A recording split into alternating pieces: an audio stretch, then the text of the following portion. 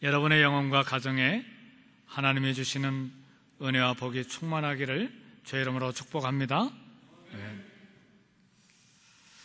지금 연말이 되면 미국에도 대통령 선거를 하고 한국에도 대통령 선거를 합니다. 기도 중에 잘 선택하시고 좋은 대통령, 하나님이 원하시는 대통령, 성실성과 또 지혜가 있고 책임감 있는 또 능력 있는 대통령이 선출되도록 우리 다 함께 기도하셔야 될 것입니다.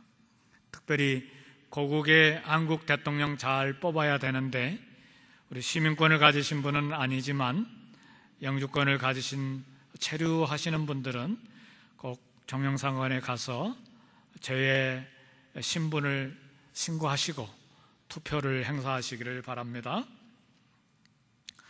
교회도 일꾼이 필요한데 우리 교회에서 일꾼을 뽑을 때는 사회나 국가에서 뽑는 그런 자격이 좀 기준이 조금 닳습니다.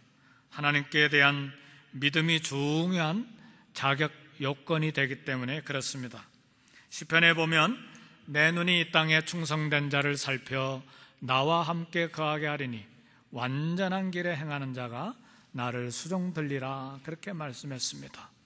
그러니까 하나님께서 하나님의 집에 쓸 일꾼을 뽑을 때는 충성된 자입니다.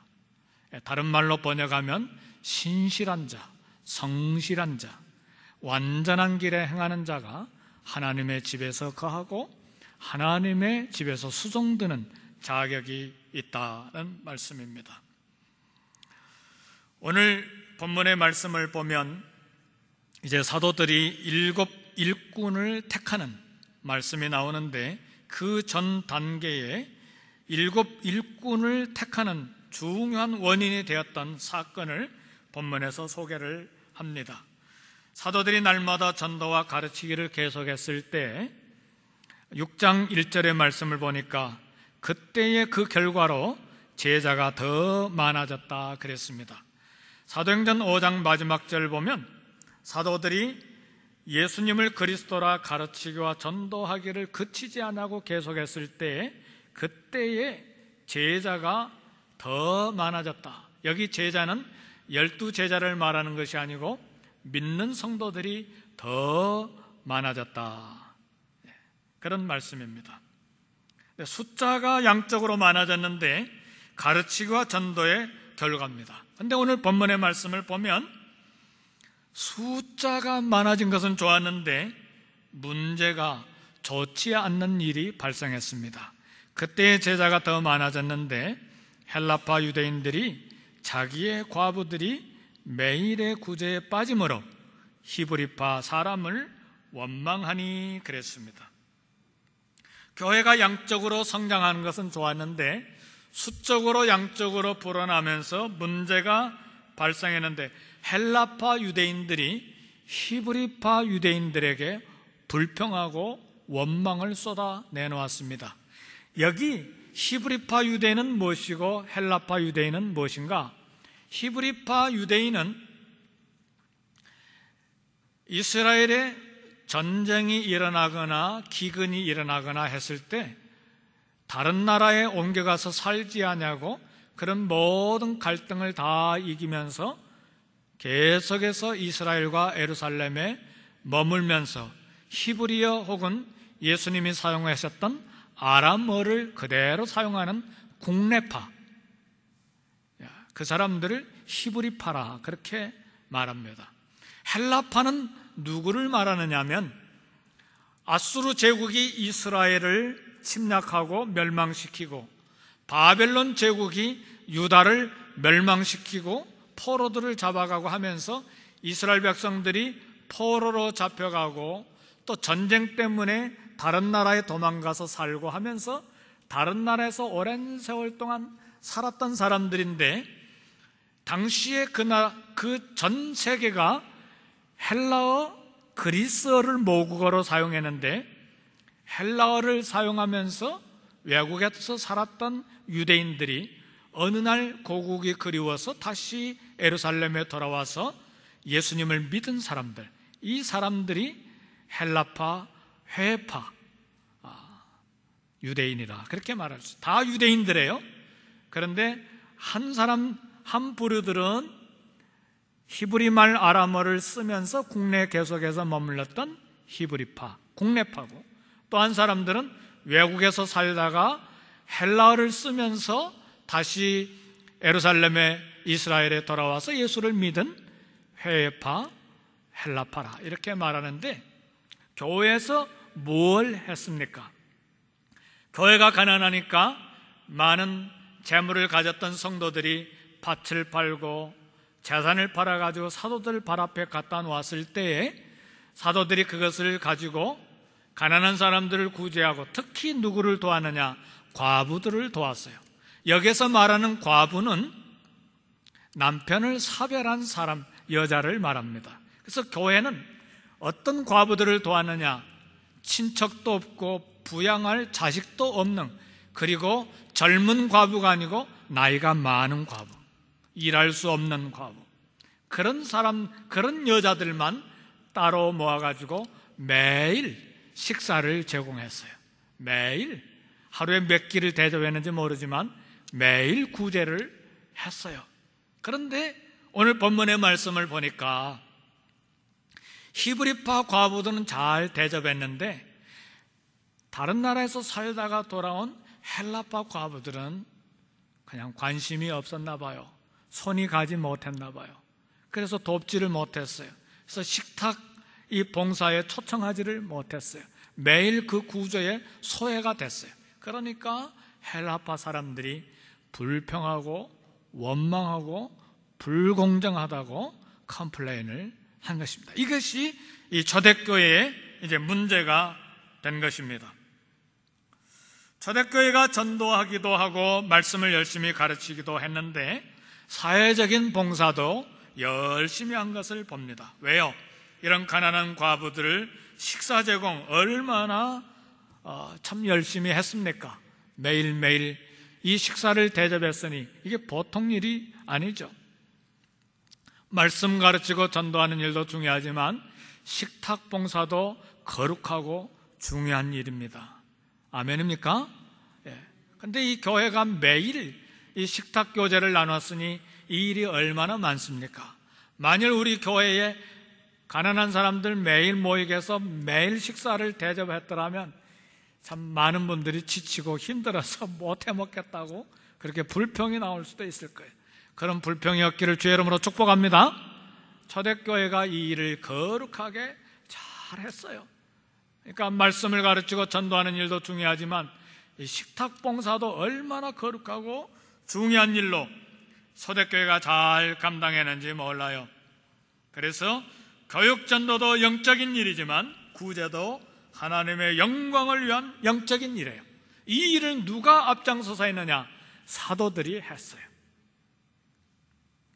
근데 일을 하다 보니까 부족한 것이 보였는데 뭡니까? 불평, 원망이 생겼다. 손이 미쳐 가지 못하고 관심이 가지 못했어. 좋은 일에 나쁜 일도 생겨요. 사람이 많아지면 문제가 생기는 거예요. 선행이 있으면 원망도 생기는 것입니다. 근데 초대교회가 이런 원망을 받았을 때 참 감사한 것은 사도들이 이것을 금방 알아채고 이 문제를 잘 해결한 것입니다. 이것이 지도자들이 해야 될 일입니다. 교회 문제가 생겼을 때 영적인 분별력이 있어서 그것을 잘 보고 판단해서 즉시 문제를 해결하는 것이 영적인 지도자들이 해야 할 일입니다. 그래서 우리 중진들과 영적인 지도자들은 늘 말씀을 멀리해서는 안 되고 기도하기를 쉬어서는 안 돼요. 영적인 분별력이 어느 날 갑자기 생기는 것이 아닙니다. 하루 기도 막히고 이틀, 일주일간 기도하지 않냐고 주일 하루 나와서 영적인 일이 분별되는 것이 아닙니다. 한번 2, 3일간 하나님 말씀 읽지 않고 2, 3일간 기도하기를 쉬어보세요. 그 입에서 찬송이 나올 수 있나? 그 입에서 기도가 쉽게 나오나? 그 입에서 하나님을 찬양하는 영성이 계속될 수 있나? 목사도 그건 못 견디는 거예요. 그래서 영적인 분별력을 위해서 우리는 끊임없이 기도하고 끊임없이 깨어서 하나님과 교제하는 믿음 생활이 지속돼야 되는 것입니다. 왜요? 교회를 향한 사단의 공격이 끊임없이 있기 때문에 그렇습니다. 교회가 탄생하려고 할 때에 유대 종교 지도자들이 사도들을 잡아 가두고, 사도 야고보는 목 베어서 죽이고, 사도 베드로도 죽이려고 때려서 감옥에다 가두고, 또 다른 사도들도 다 가두어서 얼마나 힘들게 했습니까? 이게 사단의 공격이에요. 그리고 그 핍박이 지나니까 아나니아와 삽비라가 물질 문제로, 이선과 거짓으로 교회의 순수성을 파괴하려고 사단이 얼마나 공격을 했습니까? 이제는 사단이 무엇을 가지고 공격합니까? 헬라파 유대인 그리스도인들과 히브리파 유대인 그리스도인들이 함께 공동체 생활하는데 원망 때문에 교회를 쫙 둘로 나누려고 하는 엄청난 사단의 공격이 시작된 거예요. 이것을 분별하려면 기도와 말씀으로, 봉사로 끊임없이 깨어 있어야 영적인 분별력이 생긴다는 말이죠. 사랑하는 모든 성도님들은 영적인 분별력이 있어서 우리 교회를 잘 섬길 수 있기를 주의 이름으로 축복합니다. 오늘 말씀을 보니까 사도들이 이것을 잘 분별하고 즉각적으로 문제점을 솔직하게 인정했습니다. 문제가 생길 때 남을 원망하지 말고 내 문제인 것을 즉시로 고백하고 잘못을 인정하고 그것을 수정하는 것이 영성이 깊은 사람입니다. 내가 뭐 할 일 없고 내가 떳떳하게 양심적으로 잘했는데 뭐가 잘못이냐? 그 사람이 영성이 없는 사람이에요.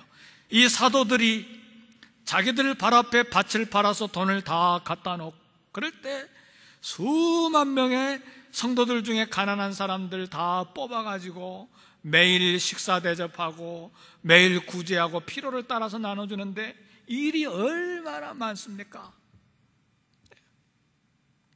사도들이 문제가 자기들에게 있는 것을 발견했어요. 그것을 인정했어요. 이것이 영성입니다. 이것이 성령으로 말미암은 인성이고 성령의 열매예요. 사도들이 이렇게 고백합니다. 우리가 하나님의 말씀을 제쳐놓고 공개를 일삼는 것이 옳지 않다. 우리가 잘못했다. 이 봉사는 옳지 않게 진행이 됐다. 그걸 고백한 거예요. 이런 고백이 있기를 주의 이름으로 축복합니다. 아니, 식탁교제 고백 말고요, 무슨 봉사든지 문제가 생겼을 때는 즉각적으로 내가 잘못했습니다, 이렇게 고백을 할 줄 알아야 돼. 지도자가 모든 것을 다 잘하는 것이 아니고 지도자가 모든 것을 다 할 수 있는 것이 아닙니다. 그러니까 사도들이 물질 문제, 돈 문제, 구제 문제 너무 깊게 관여하다 보니까, 말씀 제쳐놓고 공개를 하다 보니까 손이 미쳐 가지 못한 거예요. 이것이 잘못이었어. 오늘 이 말씀은 말씀 사역이 구제 사역보다 중요하다거나 구제가 말씀보다 중요하다는 것 아닙니다. 기능과 역할의 문제예요. 가치와 중요성의 문제가 아니고 역할 차이의 문제였어요. 사도들은 말씀 사역, 구제 사역 역할이 분명하게 분단되는 것이, 분담되어야 됨을 인정한 것입니다. 그래서 사도들이 3절에서 말합니다. 형제들아, 너희 가운데서 성령과 지혜가 충만하여 칭찬 듣는 사람 7을 택하라. 우리가 이 일을 저희에게 맡기고 그랬습니다. 그러니까 사도들이 했던 일을 떼어가지고, 뛸 정도가 아니고 완전히 떼어가지고 7사람에게 맡기기로 결정을 본 것입니다. 그걸 아까워하는 것이, 돈을 만지는 일인데 돈 있는 곳에 권력이 생기고 돈 있는 곳에 권위가 생기고, 그거 생각 안 하지 않았어. 완전히 떼어가지고 7사람에게 맡기기로 결정한 것입니다. 이 7사람이 집사인지 일반 일꾼인지는 잘 모릅니다. 물론 집사라고 디아코니아 혹은 디아코노스라고 하는 말이 있기 때문에 집사라고도 이야기를 합니다. 무리가 없습니다.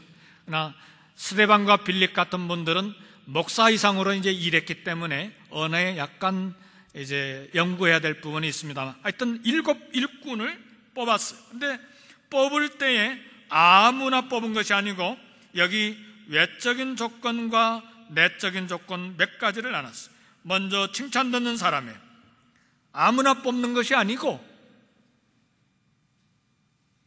인정받을 사람, 칭찬 듣는 사람. 먹는 문제, 돈 문제를 다루는 것이기 때문에 정직하고 성실하고 깨끗함이 인정된 사람. 공적인 헌금이잖아요. 그러니까 1불도 1센트도 소홀히 하지 아니하고 깨끗하게 관리할 수 있는 인정된 사람. 손이 안으로 굽으면 안 돼요. 여기 사도들과 히브리파 유대인들은 손이 안으로 굽었어요. 내가 아는 사람, 내가 가까운 사람, 나하고 친한 사람, 이런 사람들만 모아서 내 민족이니까, 내 민족 중에서도 해외 갔다 오지 않냐고 국내에 오래 머물렀던 국내파 히브리파 유대인 중에 과부들만 이렇게만 공개했잖아요. 손이 안으로 굽었어요. 손이 안으로 굽는 사람은 공적인 일을 할 수 없는 사람들이에요. 거기에 파당이 생기거든요. 편애가 있기 때문에. 이런 사람들은 안으로 굽어가지고 돈 받은 사람들에게만 인정받지, 나머지 사람들에게는 오늘 초대교회에서 일어난 것처럼 원망 들을 사람들이에요. 그래서 칭찬받지 못한 사람들이에요. 절대로 손이 안으로 굽어서는 안 됩니다. 특권, 기득권, 텃세 이렇게 하는 사람은 공적으로 일하기가 어려운 사람입니다. 감정이 약해서 일을 책임있게 하지 못하는 사람도 칭찬받지 못하는 사람. 뜨거운 마음이 있을 때는 막 일했다가 마음이 상하면 그냥 일 다 내팽개쳐버리는 사람. 감정이 올라갔다 내려갔다 하는 사람도 칭찬받는 사람은 못 돼요. 내적인 조건은 성령과 지혜가 충만한 사람입니다. 하나님의 거룩한 일로 알고 하나님을 두려워하는 사람. 이 식탁의 교제, 구제하는 일, 물질 나누는 일, 사회봉사가 거룩한 일로 알고 두려운 마음으로 할 줄 아는 사람. 이 사람이 성령과 지혜가 충만한 사람이에요. 영광을 바라지 아니하고 할 일을 다 하고 난 다음에 나는 무익한 종입니다. 해야 할 일을 했을 뿐입니다. 이런 사람이 성령에 충만한 사람이에요. 하나님의 영광을 위한 사람이에요. 불평하지 아니하고 남을 험담하지 아니한 사람. 이런 사람들이 내적인 조건으로 성령에 충만한 사람들이고 칭찬받는 사람. 그리고 지혜도 있어야 돼요. 얼마나 지혜가 많이 필요합니까? 돈을 다루는 문제고 연약한 사람들을 돕는 문제고 식사를 대접하는 문제이기 때문에 지혜와 지식이 있는 사람이에요. 그리고 입금과 지출을 분명히 할 줄 아는 사람이어야 돼요.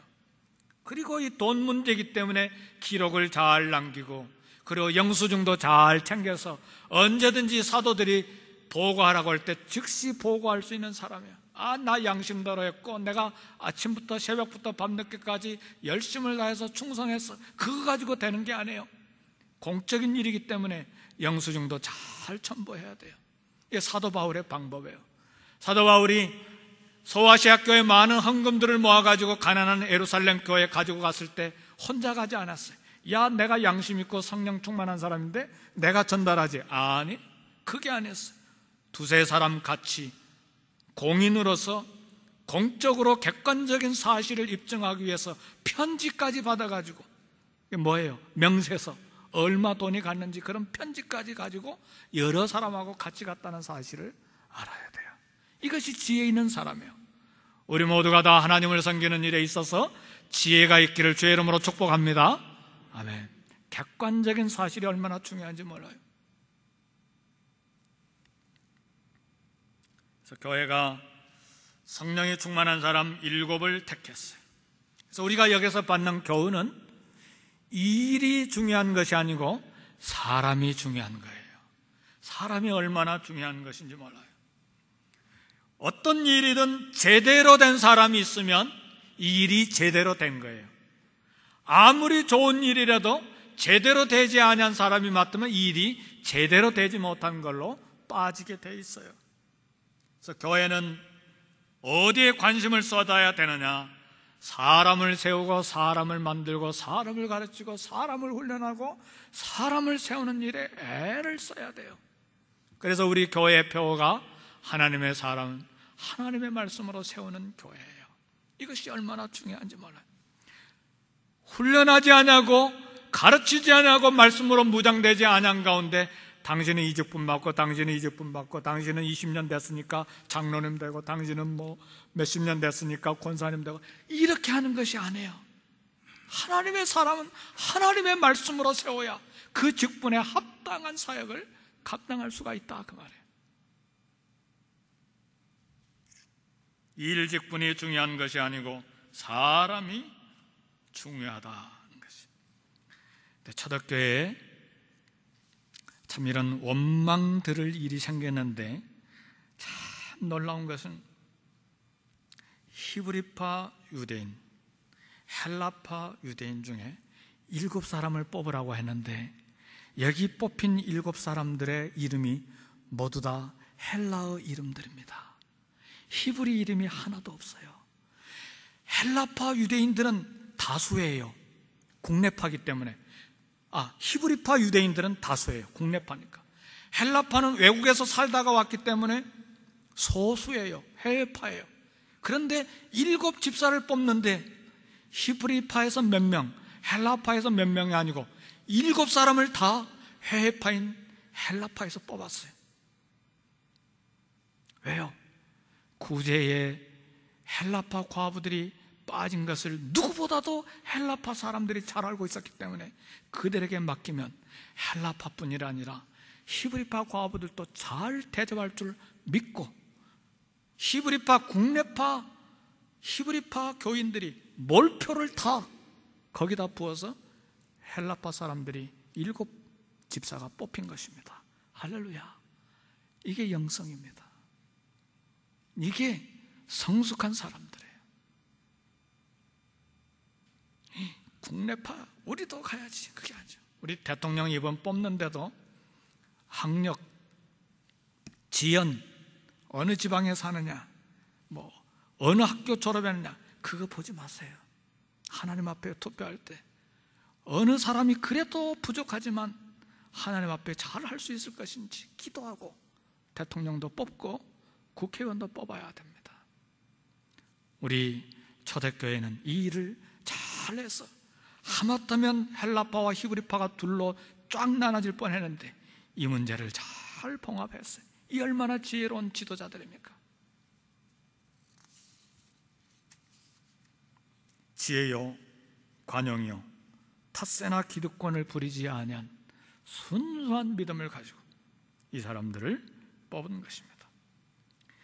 사도들은 이렇게 뽑고 자신들이 무엇에 전념해야 하는지를 알았어요. 이제 우리는 오로지 기도하는 일과 말씀 사역에 힘쓰리라. 사도들은 자신들이 해야 할 일, 기능, 역할을 알았어요. 혼동하지 않았어요. 말씀 사역, 기도 사역에 전무하겠다. 이거 소홀히 할 때 교회가 약해지기 때문에 설교하고 상담하고 가르치고 훈련하는 일,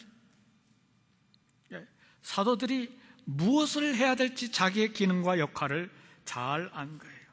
사도들이, 다시 말하면 목사들이 재정부에도 들어가고 그래서 간섭하고 식당 부엌에도 들어가가지고 이렇게 하고 저렇게 하고 막 쌀을 더 부으라니 적게 하라니 막 간섭하고, 파킹랏에도 가가지고 막 이렇게 해야 되니 저렇게 해야 되니 온 부서에 다 들어가가지고 막 부서장 다 맡아가지고 그렇게 하는 게 아니라 그 말이에요. 사도들은 딱 잘랐어. 이렇게 하면 가르침의 기준이 소홀해지고 설교가 약화되고 수준이 낮아져 연구하고 기도할 시간이 없기 때문에 그래서 구제와 식탁 사역자들을 세우고 그 사역에 수고할 때 영광스러운 것이 되고 또 말씀 사역을 할 때 그것에 영광스러운 사역이 되고 이런 자리와 역할 분담을 잘 했습니다. 그 결과 6장 7절에 보니까 이렇게 역할과 기능을 잘 분담했을 때 하나님의 말씀이 점점 왕성하여 그랬어요. 첫 번째로 결과는 말씀이 왕성해졌다. 성경을 가르치는 양이 많아지고 기도하는 양이 많아지니까 가르침의 깊이가 깊어지고 가르침의 말씀의 깊이가 계속해서 넓어지고 그 가르침과 기도가 전무하게 되니까 말씀이 왕성하게 됐다. 그리고 예루살렘에 있는 제자의 수가 더 심히 많아지고 그 결과로 말씀이 강해지고 깊어지고 넓어지니까 교회가 수적으로 양적으로 성장했다는 것이죠. 그리고 마지막 허다한 제사장의 무리도 이 도에 복종하니라. 많은 제사장의 무리도 예수님을 믿고 주님 앞으로 돌아오는 역사가 일어났습니다. 말씀을 마칩니다. 쉘 실버스타인이라고 하는 동화 작가가 동화와 그림이 함께 곁들여진 조그마한 책을 이렇게 냈는데 이런 이야기가 있어요. 한 소년이 있었는데 나무하고 굉장히 친하게 지냈어요. 한 큰 나무와 친하게 지냈어요. 나무도 소년과 지내는 것이 너무 행복했어요. 소년은 나무 잎 떨어진 것 다 주워다가 왕관으로 쓰고 나무에 올라가서 가지에 올라가서 또 소꿉장난도 하고 또 피곤하면 밑으로 내려와 가지고 그늘 밑에 앉아서 누워서 잠을 자기도 하고 서로 행복했어요. 어느 날 소년이 조금 자라니까 돈을 알게 됐어요. 그래서 사고 싶은 물건이 많았어요. 그래서 나무에 가서 나 돈이 필요한데, 그러니까 나무가 그래, 그러면 내 나무에 달려있는 모든 열매를 다 따다가 도시에 가가지고 팔아서 돈을 만들면 되지 않니? 그래서 소년이 모든 과일을 다 따가지고 도시에 가서 돈을 만들었어요. 상당히 많은 시간 동안, 상당히 많은 날 동안 나무에게로 한 번도 돌아오지 않고 그 돈을 다 썼어요. 그리고는 세월이 지났어요. 어느 날 세월이 지난 뒤에 소년이 돈을 다 쓴 다음에 장성해서 이제 청년이 되는데 나무에게로 돌아왔어요. 이 소년을 만난 나무가 너무너무 보고 싶었고 그래 기뻤어요. 소년이 말하기를 내가 이제 아내도 얻어야 되고 자식도 낳아야 되는데 나 집이 필요한데 어떻게 집을 만들지? 나무가 말하기를 그러면 내 가지들을 다 잘라다가 집을 만들면 되잖아. 그래서 소년이 나무 가지들을 다 잘라서 집을 만들었어요. 나무가 너무너무 행복하고 기뻤어요. 이 소년은 나무에게로 돌아오지 않았어요. 많은 세월 동안 돌아오지 않았어요. 어느 날 소년이 이제 장년이 돼가지고 나무에게로 돌아오니까 나무가 너무 몸이 막 몸서리치도록 기뻤어. 반가웠어.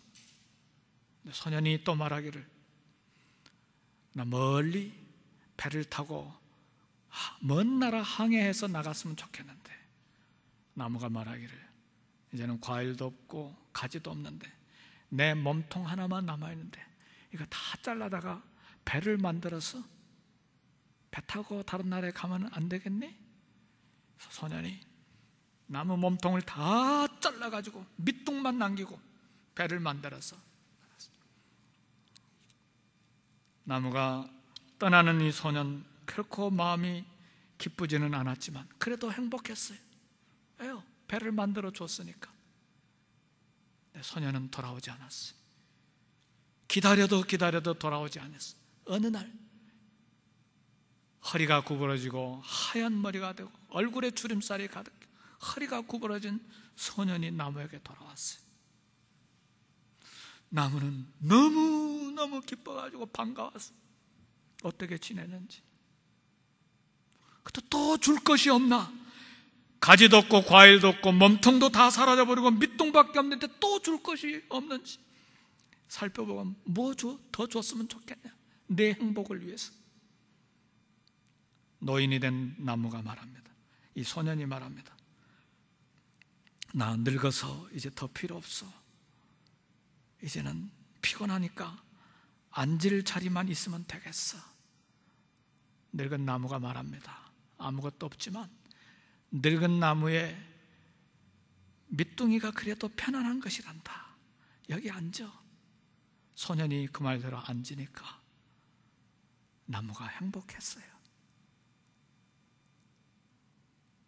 저는 비록 어린이들을 위한 동화책이지만 예수님을 발견했어요.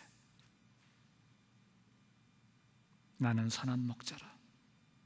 선한 목자는 양을 위하여 목숨을 버리노라. 예수님은 저와 여러분들을 위해서 살을 다 찢어주시고 피를 다 쏟아서 주셨어요. 목숨을 버리셨어요. 우리 주님이 저와 여러분들에게 맡겨주신 책임이 있습니다. 직분을 받았어요. 직분을 소홀히 합니까? 아무것도 아닌 것처럼 그렇게 소홀히 할 생각입니까? 우리 예수님 생각하면 그럴 수 없어요. 내 비즈니스 바빠가지고 직분 소홀히 하면 됩니까? 우리 그렇게 할 수 없어요. 저도 이 설교 준비하면서 저 자신을 향해서 얼마나 많이 생각했는지 몰라요. 결코 소홀히 할 수 없어요. 주님을 위한 충성과 봉사의 근거는 나 위에 아낌없이 쏟아주신 피와 찢어주신 몸, 그것이 우리 봉사의 시작이요 근거입니다. 내게 주신 은혜를 무엇으로 보답할꼬? 우리 기도합시다.